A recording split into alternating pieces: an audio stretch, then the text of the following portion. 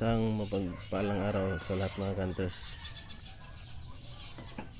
Kaya ipapakita na naman ko sa inyo mga kanters na kakaibang bato na aking nakuha nung last ko na naghanting ako sa tabing dagat mga kanters. Ito mga kanters, yan ang nakuha natin. Tapos kagandahan dito mga kanters, ito ay may star mga kanters. Ayan star yan. Ito yung isa sa mga hinahanap ng ating mga kaibigang mga antingiros. Yan mga kanters, may star yan mga kanters. Gandahan dito, ito ay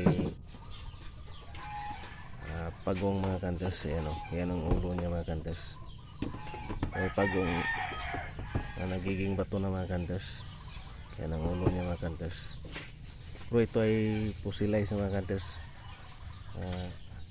Kung itapat mo sa ilaw, tumatagos na yung ilaw.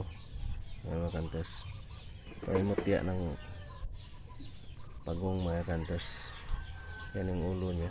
Tapos kagandahan dito, mayroon siyang star mga kanters. Yan, ganda. Yan mga kanters. Yan. Ito ay mutya ng pagong mga kanters. Yan, ito ay fossilized na. Yan. At maraming salamat. Big shout out na lang sa lahat ating heroes, multi hunters. Isang mapagpalang araw sa ating lahat.